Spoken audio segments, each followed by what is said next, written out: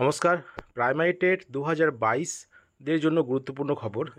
2022 TET পাসের জন্য কত ভ্যাকেন্সি থাকবে এটা নিয়ে কিন্তু সবাই চিন্তায় আছেন এবং সবাই জানেন যে একটা ওবিসি মামলা চলছে। আজকে একটা খবর বেরিয়েছে যেখানে বলেছে যে সেটা হাইকোর্টের একটা বেঞ্চ তৈরি করে সেই মামলাটি শুনানি করতে হবে, সেটা করতে হবে 6 থেকে 8 সপ্তাহের মধ্যে।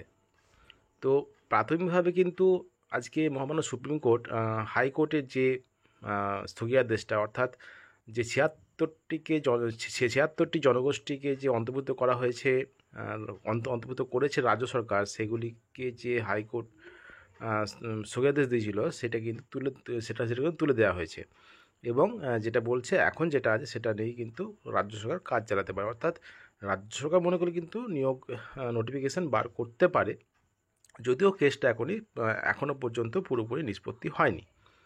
তো দেখা যাক কী হয় এবং এর ভ্যাকেন্সি কত থাকবে। এটা একটা আরটিআই রিপোর্ট। তো সেখানে দেখতে পাচ্ছেন 24/7/2025 বাঁকুড়া ডিস্ট্রিক্ট প্রাইমারি স্কুল কাউন্সিলের। তো সেখানে কিন্তু অনেক বিষয় আছে,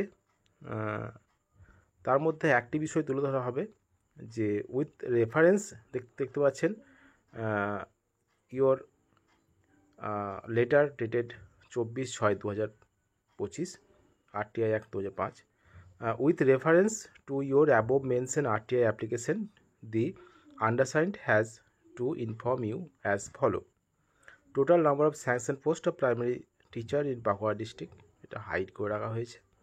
total number of primary teacher in position on 30/6/2025 hide করা আছে। 3 নম্বরে যে বিষয়টা গুরুত্বপূর্ণ যে ক্লাস 5 ইনক্লুড নিয়ে যে total number of primary school in the district, Bankura ডিস্ট্রিক্টে টোটাল প্রাইমারি স্কুল আছে, মোট প্রাইমারি স্কুলের সংখ্যা হলো 3570টি, যেখানে ক্লাস 5 ইনক্লুড আছে, অর্থাৎ ক্লাস 5 যুক্ত আছে মাত্র 776টি প্রাইমারি স্কুলে। বাদবাকি স্কুলে কিন্তু ক্লাস 5 ইনক্লুড নেই। অর্থাৎ এখানে যদি বাঁকুড়া ডিস্ট্রিক্টে যদি সব স্কুলে ক্লাস 5 ইনক্লুড করা হয়, একটা ডিস্ট্রিক্ট ধরেই বলছি, তো সেখানে প্রায় এইখানেই দেখা যাচ্ছে যে প্রায় 2900 মতো শূন্যপদ বাড়তে পারে, কারণ একটা ক্লাস বেড়ে যাবে এবং ছাত্রছাত্রীর সংখ্যাও অনেক বেড়ে যাবে। তো এই রকমের বিষয়টা কিন্তু অনেক আছে, প্রত্যেকটা ডিস্ট্রিক্টই আছে, অনেক ভ্যাকেন্সি বাড়তে পারে যদি প্রত্যেকটা স্কুলে ক্লাস 5 ইনক্লুড করা হয়।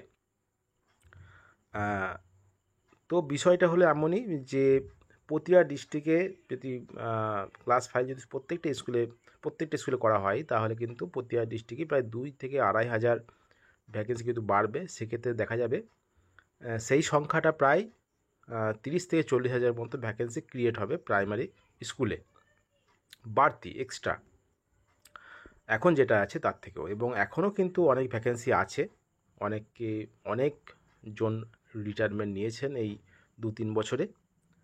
তো সেক্ষেত্রে কিন্তু অনেক ভ্যাকেন্সি হয়েছে এবং এই ক্লাস 5 যদি প্রতিটা স্কুলে ইনক্লুড হয়, সেক্ষেত্রে কিন্তু অনেক ভ্যাকেন্সি আরও অ্যাডিশনালভাবে আরও থাকবেও আশা করি।